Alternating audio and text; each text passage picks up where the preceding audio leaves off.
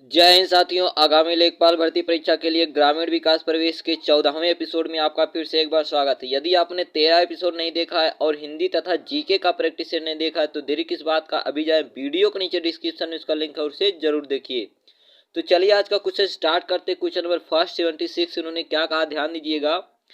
किसने कहा कस्बा एक नगरीय व्यवस्थापन के रूप में परिभाषित किया जा सकता है जो पर्याप्त आयामों के ग्रामीण क्षेत्र पर आधिपत्य रखता है। तो याद रखिएगा, बर्गल ने कहा। किसने कहा? तो बर्गल ने कहा कि भाई कस्बा एक नगरीय व्यवस्थापन के रूप में परिभाषित किया जा सकता है जो पर्याप्त आयामों के ग्रामीण क्षेत्र पर आधिपत्य रखता है। ठीक है, तो 76 का डी वाला याद रखिएगा। चलिए बात करते 77। ठीक है, 77 में इन्होंने क्या कहा, ध्यान देना।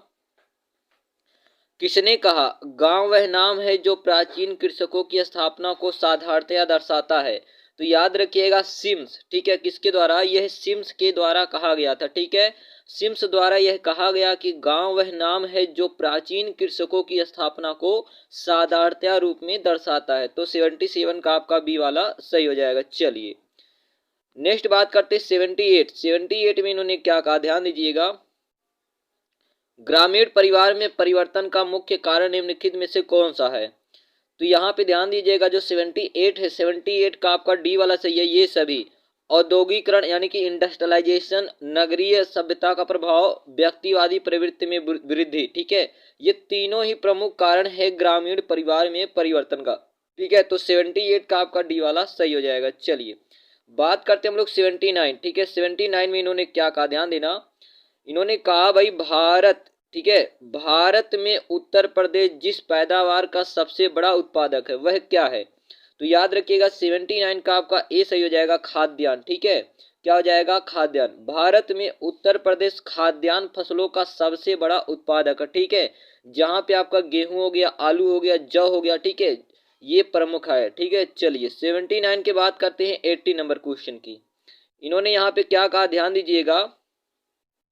उत्तर प्रदेश में किसान बही योजना लागू कब किया गया? तो याद रखिएगा 1992 में। ठीक है, कब? 1992 में किसान बही योजना लागू किया गया। ठीक है, तो इसको याद रखिएगा। इसमें क्या होता, किसान के संपूर्ण भूमि की माप, ठीक है, उसमें होने वाली उपज, सब कुछ उसमें जो है दर्ज होता है। ठीक है, तो 80 का डी वाला याद रखिएगा।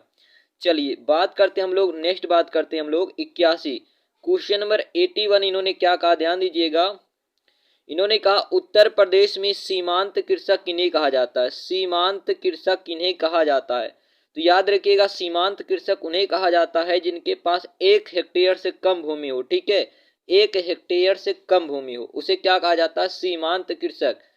अब देखना, 4-5 प्रकार के होते हैं भूमि। ठीक है, भूमि जो 4-5 प्रकार की होती है। जैसे 1 हेक्टेयर से यदि कम है तो उसे कहेंगे सीमांत जोत। ठीक है, 1 से 2 हेक्टेयर है तो कहेंगे लघु जोत। ठीक है, 2 से 4 हेक्टेयर है तो हम लोग कहेंगे क्या?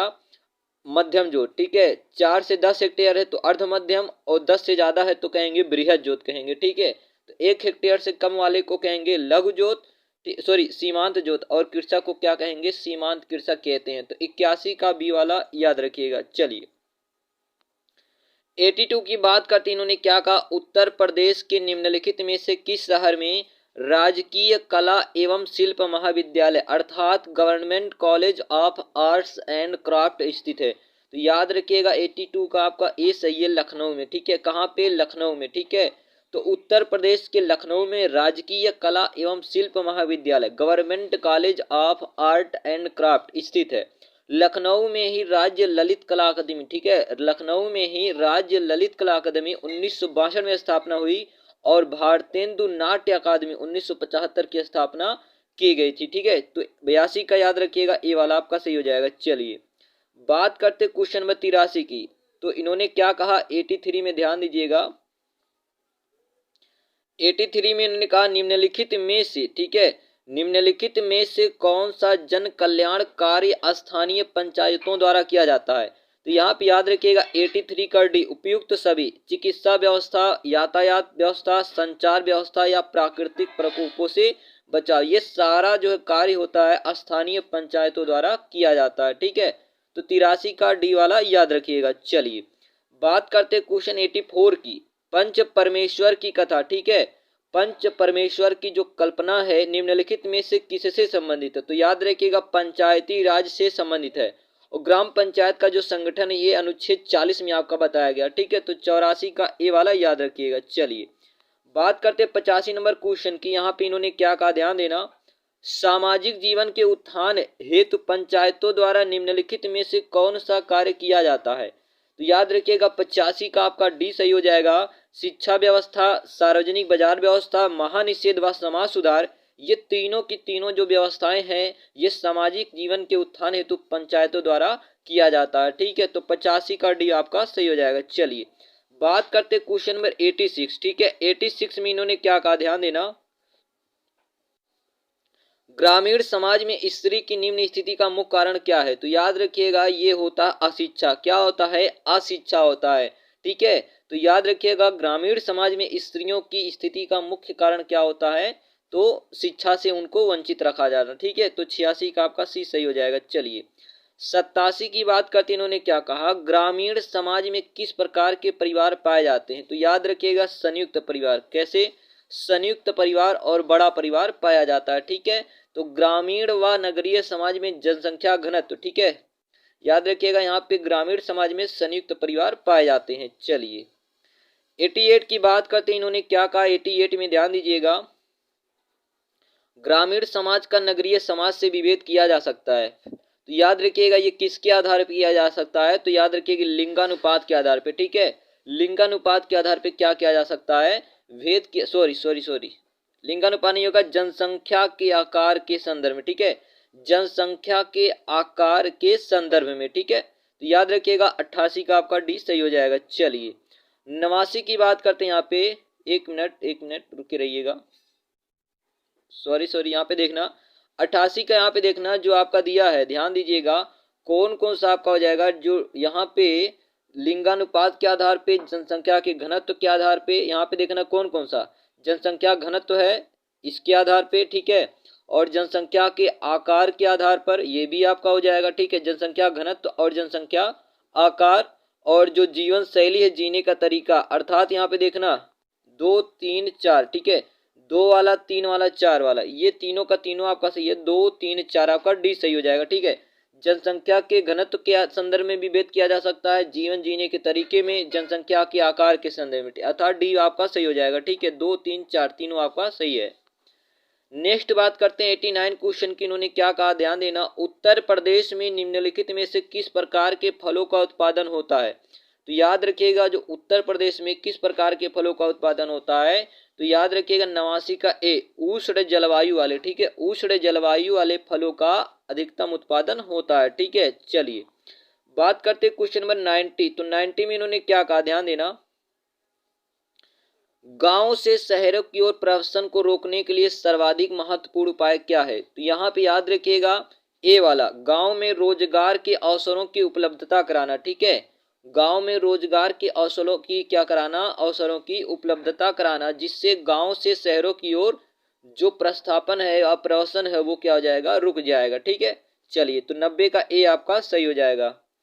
91 की बात करते इन्होंने क्या कहा, गांव का सामाजिक संगठन प्रभावित होता है। किससे प्रभावित होता है? तो याद रखिए जाति व्यवस्था से सही है, कस्बों के समावेशिता से, इससे भी होता है, परिवहन एवं संचार साधनों से, इससे, अर्थात उपयुक्त डी आपका सही हो जाएगा। उपरोक्त आपका क्या हो जाएगा, सभी सही हो जाएगा। ठीक है, चलिए नेक्स्ट बात करते हैं 92 में इन्होंने क्या कहा, ध्यान देना। 92 में इन्होंने क्या कहा, निम्नलिखित में से कौन सा उत्तर प्रदेश का राजकीय पशु है? तो याद रखिएगा बारहसिंगा। ठीक है, क्या है, बारहसिंगा। ठीक है, उत्तर प्रदेश का राजकीय पशु बारहसिंगा। यह मुख्य रूप से उत्तर प्रदेश के दुधवा राष्ट्रीय उद्यान व किशनपुर वन्य जीव विहार में पाया जाता है। यह विश्व की संकटाग्रस्त प्रजातियों की सूची में शामिल है। ठीक है, इसके अतिरिक्त अगर बात करें तो लाल पांडा मुख्य रूप से उत्तरी हिमालय और दक्षिण चीन की निवासी है। ठीक है, इसे IUCN रेड लिस्ट में लुप्त प्राय के रूप में सूचीबद्ध किया गया। ठीक है, तो यहाँ पे आपका बारहसिंगा सही हो जाएगा। कहाँ पाया जाता है? तो उत्तर प्रदेश के दुधवा राष्ट्रीय उद्यान व किशनपुर वन्यजीव विहार में पाया जाता है। ठीक है, चलिए 93 की बात करते हैं। इन्होंने क्या कहा, ध्यान देना। 93 इन्होंने कहा भैया उत्तर प्रदेश का सहारनपुर शहर निम्नलिखित में से किस कला और शिल्प के लिए प्रसिद्ध है? तो याद रखिएगा जो सहारनपुर है ये लकड़ी का नक्काशी के लिए फेमस है, ठीक है, लकड़ी के नक्काशी के लिए। अगर बात करें चूड़ियां बनाने के लिए तो याद रखिएगा उत्तर प्रदेश का जो फिरोजाबाद जिला है, ठीक है। इत्र और सुगंध बनाने के लिए कन्नौज, ठीक है, कन्नौज फेमस है। आगे अगर बात करें कालीन बनाने के लिए तो भदोही और मिर्जापुर, ठीक है। तो यहाँ पे आपको पता हो गया कि भैया चूड़ियां बनाने के लिए तो उत्तर प्रदेश का फिरोजाबाद जिला, सुगंध और इत्र बनाने के लिए कन्नौज जिला, लकड़ी नक्काशी बनाने के लिए सहारनपुर, कालीन बनाने के लिए भदोही व मिर्जापुर प्रसिद्ध है, ठीक है। तो 93 का सी वाला याद रखिएगा। 94 की बात करते इन्होंने क्या कहा, ध्यान देना। 94 में इन्होंने कहा है संपूर्ण ग्रामीण रोजगार योजना या स्वर्ण ग्रामीण रोजगार योजना SGRY को NREGP नेशनल रूरल एम्प्लॉयमेंट ग्रामीण प्रोग्राम में कब मिलाया गया? तो याद रखिएगा ये 2 फरवरी 2006 को, ठीक है, 2 फरवरी 2006 को मिलाया गया, ठीक है। चलिए 95 नंबर प्रश्न की बात करते इन्होंने क्या कहा 95 में, ध्यान दीजिएगा। 95 में इन्होंने कहा भैया कि ग्रामीण क्षेत्र के अनुसूचित जाति के पास कृषि भूमि बहुत कम है, जो उसकी सुरक्षा है तो क्या उपाय किया गया है? तो याद रखिएगा डी वाला, गैर अनुसूचित को स्थानांतरण जिलाधिकारी की आज्ञा से ही होगा, ठीक है। चलिए 96 की बात करते इन्होंने क्या कहा, ध्यान दीजिएगा। इन्होंने कहा है उत्तर प्रदेश निम्न में से किस फसलों के उत्पादन का सबसे बड़ा उत्पादक है? तो याद रखिएगा 96 का आपका यहाँ पे ध्यान देना। अगर बात करें 96 यहाँ पे तो आपका आलू है, आलू का भी सबसे बड़ा उत्पादक, और तंबाकू का भी क्या है सबसे बड़ा, सॉरी आलू और गन्ना, ठीक है, आलू और गन्ना का क्या है सबसे बड़ा उत्पादक है, ठीक है। तो यहाँ पे डी वाला आपका सही हो जाएगा, फर्स्ट एंड थर्ड, ठीक है। तो उत्तर प्रदेश किन फसलों का उत्पादन में प्रथम है? तो याद रखिएगा सबसे बड़ा है तो आलू और गन्ना, ठीक है। 96 का आपका डी वाला सही हो जाएगा। चलिए 97 की बात करते हैं इन्होंने क्या कहा, ध्यान दीजिएगा। निम्न में से कौन उत्तर प्रदेश की पेयजल परियोजना है? ठीक है, तो याद रखिएगा उत्तर प्रदेश की पेयजल परियोजना है गोकुल बैराज परियोजना, ठीक है। कौन सा? गोकुल बैराज परियोजना, ठीक है। तो ये आपका क्या है पेयजल परियोजना है, ठीक है। चलिए 98 की बात करते हैं इन्होंने क्या कहा भाई, प्राचीन पुरुषों द्वारा चाक से बनाए गए चित्र अथवा गहरे लाल रंग के चित्र उत्तर प्रदेश के ध्यान देना कौन से जिले में? तो याद रखिएगा मिर्जापुर जिले में, ठीक है। उत्तर प्रदेश के मिर्जापुर जिले में अत्यधिक मात्रा में पाए जाते हैं, ठीक है। तो याद रखिएगा यहाँ पे आपका 98 का कौन सा हो जाएगा, बी वाला आपका सही हो जाएगा मिर्जापुर, ठीक है। चलिए 99 की बात करते हैं, 99 में इन्होंने क्या कहा, सॉरी 99 की बात करते चलिए। तो 99 में देखिएगा निम्नलिखित में से कौन सी मानव समाज की विशेषता नहीं है? तो याद रखिएगा 99 का भी, ठीक है।